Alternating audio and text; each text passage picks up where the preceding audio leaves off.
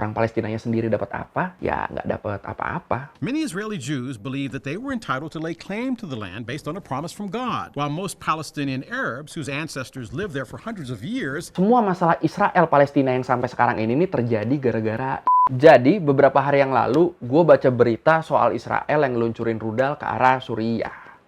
Gue waktu baca kayak, ini ngapain lagi ini? Dan setelah gue cari tahu, ternyata ketegangan antara Israel sama Suriah ini udah mulai naik sejak beberapa bulan yang lalu. Emang pusing ya lihat dunia sekarang tuh ya. Sebelum ini gue udah 2 kali kan yang ngebahas Israel. Pertama, pas mereka melakukan serangan abis sholat Jumat tahun lalu. Sama yang kedua, pas ngasih tahu bedanya Yahudi, Israel, sama Zionis. Video yang ngasih tahu ada orang-orang Yahudi yang anti-Israel. Ada orang-orang Yahudi yang pro-Palestina. Asik, marketing. Ya udah kalau gitu, ayo kita sekarang bahas Israel lagi. Kita bahas soal sejarah ketegangan Israel dengan negara-negara Arab, termasuk Suriah. Di Learning by Googling. Jadi sebenarnya konflik antara negara-negara Arab sama Israel ini nggak bisa lepas dari masalah Palestina dan Israel. Iya, masalah yang bahkan sampai sekarang belum ketemu jalan keluarnya. Balik lagi, kalau lu inget video gue yang ini, dari situ bisa dibilang kalau semua masalah Israel-Palestina yang sampai sekarang ini terjadi gara-gara Inggris. Kok bisa Inggris? Iya, soalnya masalah mulai muncul waktu Inggris di tahun 1917 lewat perjanjian Balfour, mereka ngejanjiin tanah Palestina sebagai tanah airnya kelompok Yahudi. Padahal waktu itu bisa dibilang Palestina nih masih jadi bagian dari Kekaisaran Ottoman. Ya meskipun nggak lama habis itu Kekaisaran ini tumbang ya. Nah sebelumnya di tahun 1915, Inggris ternyata udah bikin kesepakatan sama penguasa Mekah waktu itu, Sharif Hussein. Inggris janji bakal ngasih kekuasaan di Jazirah Arab, termasuk daerah Palestina, buat Sharif Hussein ini. Asalkan Sharif Hussein mau memimpin perlawanan ke Ottoman. Jadi ya bisa dibilang Inggris ini ngejanjiin tanah Palestina ke dua pihak berbeda. Ke Palestina dijanjiin, ke kelompok Yahudi dijanjiin. Kelakuannya ternyata Inggris waktu itu ya. British government wasn't thinking about Arabs when it made that declaration, is the simple truth. It was thinking about its immediate goals for the war, for the aftermath of the war, about propaganda, about rivalry, and also securing for itself a loyal population in Palestine. Akhirnya ya lu tahulah, di akhir Perang Dunia I, Kekaisaran Ottoman tumbang dan wilayah Palestina diambil alih sama Inggris. Bilangnya sih waktu itu mau bantu orang-orang Palestina sampai orang mereka siap mimpin diri mereka sendiri. Bilangnya. Nah, di sini nih, bibit-bibit konflik mulai muncul. Menurut Fox, sebelum dikuasain Inggris, Palestina sebenarnya udah dihuni sama orang Kristen dan Yahudi juga, selain mayoritas orang Islam. Mereka hidup rukun semuanya, tentram, bahkan di Yerusalem, komposisi penduduk antara 3 agama tadi tuh kurang lebih seimbang. Tapi, sejak Inggris datang, 3 agama ini nih seolah dibikin terpisah. Strateginya sama kayak Belanda waktu ngejajah Indonesia dulu. Divide et impera, politik adu domba. Dibikin terpecah belah dulu biar nantinya gampang dikuasain. I see. Sekarang kita balik lagi ke janji Inggris di tahun 1917 tadi. Janji buat ngasih wilayah Palestina ke orang-orang Yahudi, atau lebih tepatnya ke Zionis, kelompok Yahudi nasionalis yang mendukung berdirinya negara Israel. Buat menuhin janjinya ini, Inggris ngebuka wilayah Palestina buat imigran Yahudi yang terusir dari Eropa. Makanya sepanjang tahun 1920 sampai 1939, banyak banget orang-orang Yahudi Eropa yang terusir yang masuk ke wilayah Palestina. Kalau menurut The Conversation, masyarakat Yahudi yang baru datang ini juga dapat akses buat beli properti dari orang-orang non-Arab. Orang-orang yang bukan asli wilayah situ. Mereka bisa beli tanah luas, jadi tuan tanahnya, dan masyarakat Palestinanya malah jadi pekerja di tanah mereka sendiri. Ya dari sini endingnya udah bisa ketebak lah. Konflik antara warga lokal dan pendatang jadi makin panas. Orang-orang Palestina yang ngerasa terjajah semenjak kedatangan Inggris ini sebenarnya mereka sempat ngasih perlawanan. Dari tahun 1936 sampai tahun 1939. Tapi ya akhirnya gitu. Mereka diserang balik sama pasukan Inggris yang kerjasama bareng Haganah. Bareng paramiliternya Zionis. Selama masa perlawanan ini, menurut Britannica, seenggaknya ada 5.000 orang Palestina yang tewas. 15.000 luka-luka, dan 5.600 orang yang ditahan.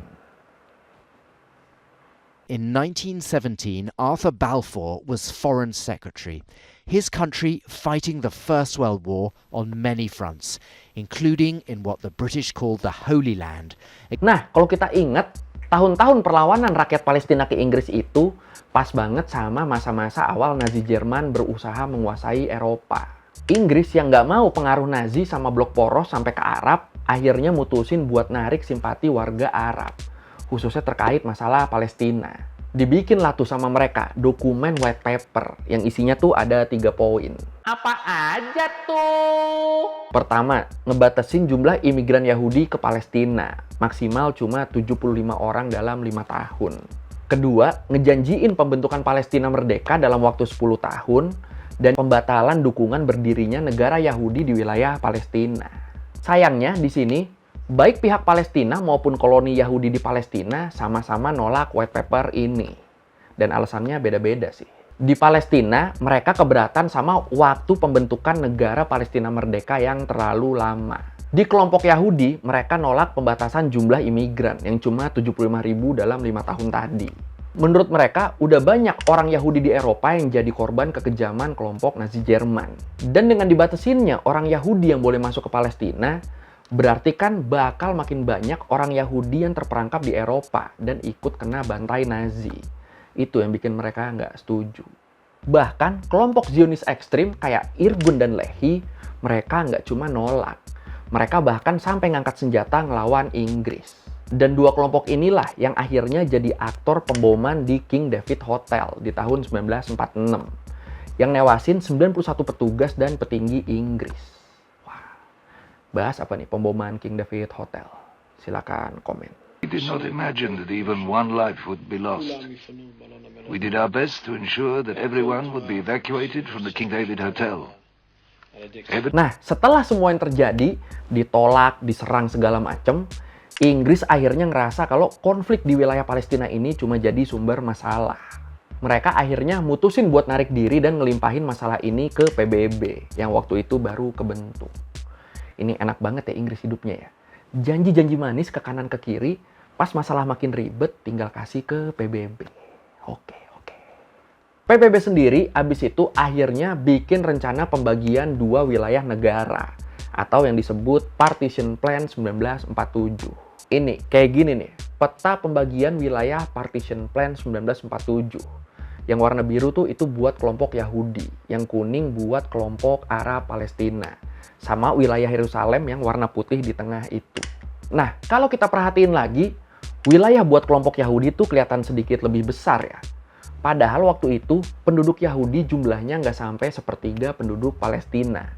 Makanya pihak Palestina langsung nolak keputusan ini. Sementara kelompok Yahudi nerima keputusan ini. Endingnya bukan nyelesain masalah, Partition Plan ini malah mancing ketegangan antara masyarakat negara-negara Arab sama masyarakat Yahudi. Dan dari sinilah awal munculnya akar-akar konflik antara negara-negara Arab sama Israel.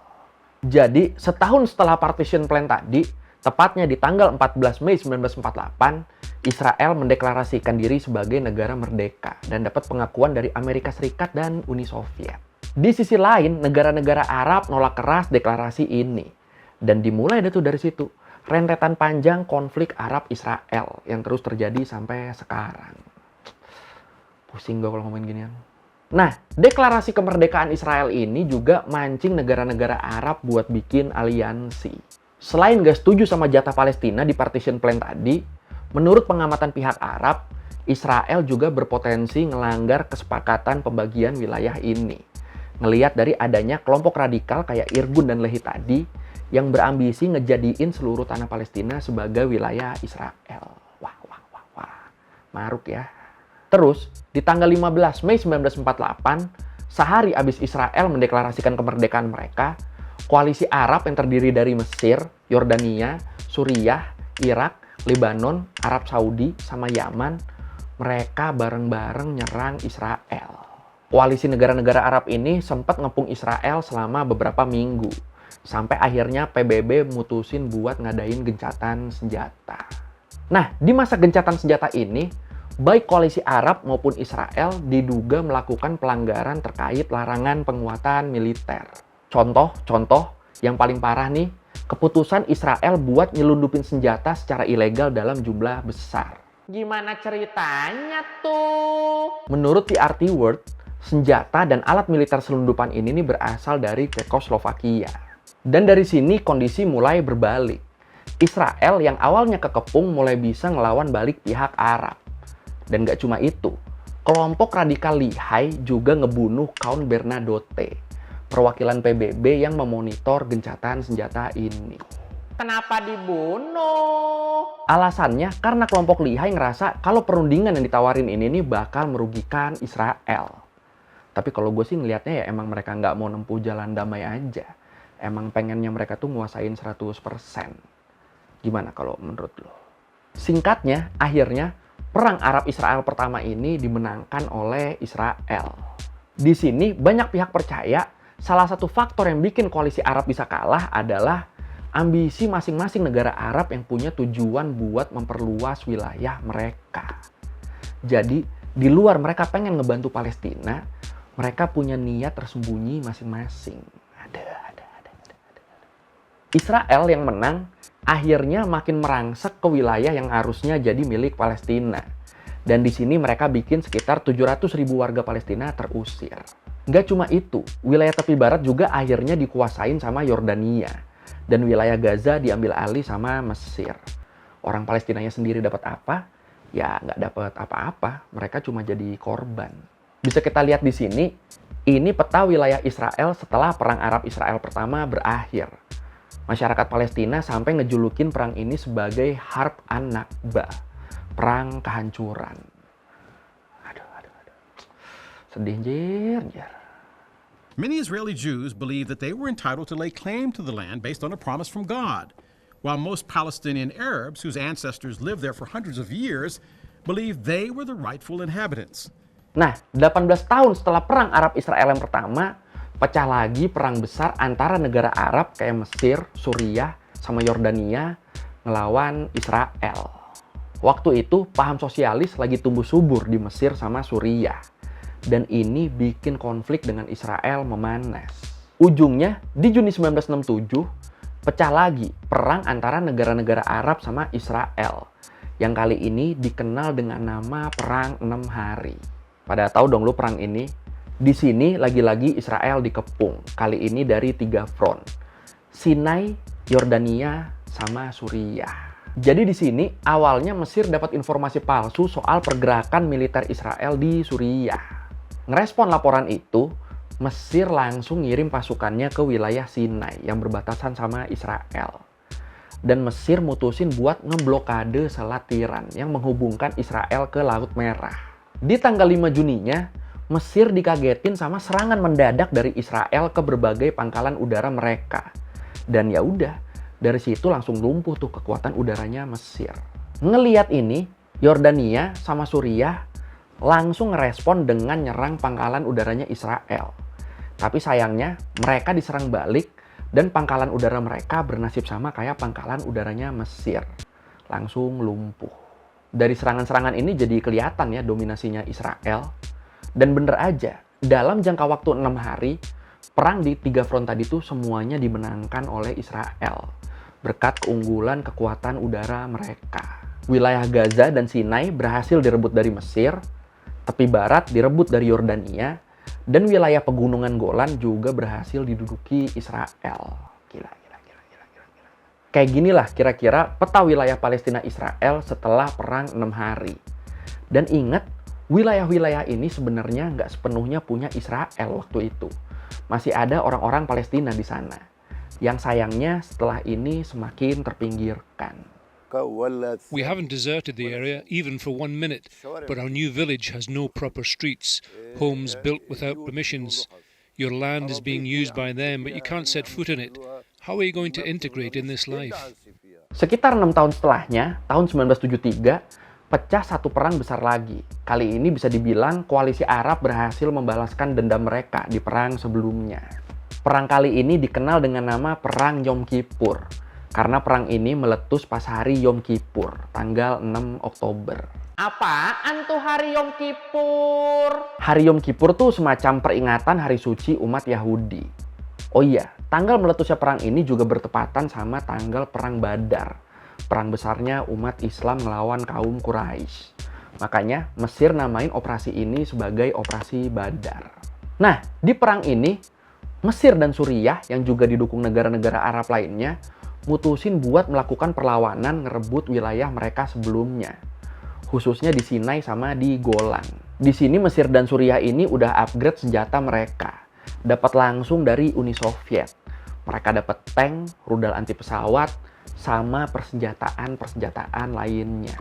Hasilnya, di hari-hari awal perang ini, koalisi Arab tuh bener-bener menang telak. Tapi sayangnya, beberapa hari kemudian, pelan-pelan koalisi Arab berhasil dipukul mundur lagi.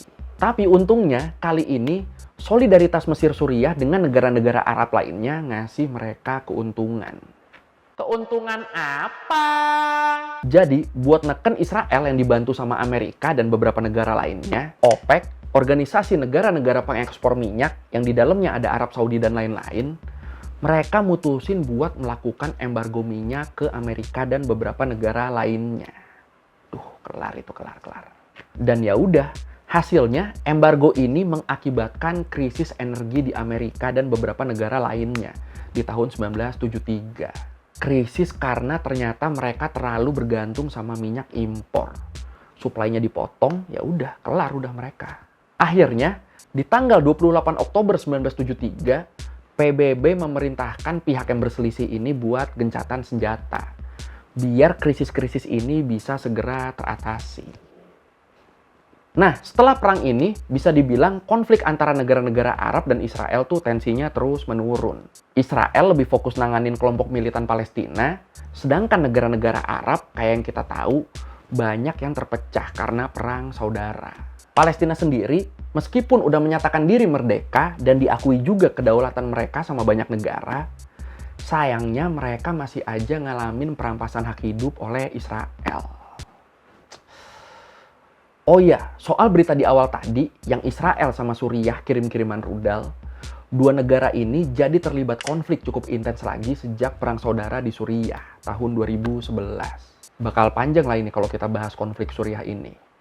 Tapi, kalau ternyata emang banyak yang tertarik, ya mungkin nanti bakal kita bahas. Jadi gimana? Bahas apa enggak? Silakan komen. Israel sendiri, entah kenapa, jarang banget ngasih komentar soal serangan mereka ke Suriah. Yang pasti mereka selalu beralasan mereka ini sebenarnya nyerang pemerintah yang bersekutu sama Iran dan kelompok ekstrim Hizbullah. Meskipun nggak jarang yang jadi korban tuh malah warga sipil. Makanya balik lagi, mau perang manapun, sekali lagi gua bakal selalu belain warga yang jadi korban. Karena kita di sini sama-sama NPC lah statusnya. Terus terakhir, kemarin gua ngeliat Presiden Israel juga berkunjung ke Turki dan disambut baik sama Presiden Erdogan. Di pesawat Israel yang dipakai berkunjung ini juga ada tulisan Peace, Future, Partnership yang ditulis pakai 3 bahasa. Bahasa Ibrani, bahasa Inggris, bahasa Turki. Sampai gue bikin video ini, gue belum dapat informasi lagi nih. Pertemuan ini nih sebenarnya tujuannya apa? Tapi yang pasti dari sini gue makin gak tahu dunia ini nih arahnya mau kemana. Kalau lu mau berteori, silakan komen.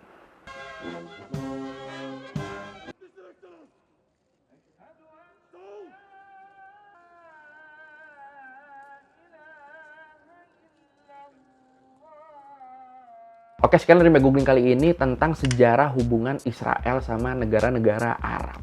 Ternyata sejarahnya panjang banget ya. Kalau lu merevisi kali gue udah salah, atau lo mau nanya, atau lo mau nambahin yang ada di video, bisa lu tulis di komen. Kita diskusi kayak biasa. Sekali lagi, thank you udah nonton. Jangan lupa like, comment, subscribe. Bye. Terakhir majas itu semua usah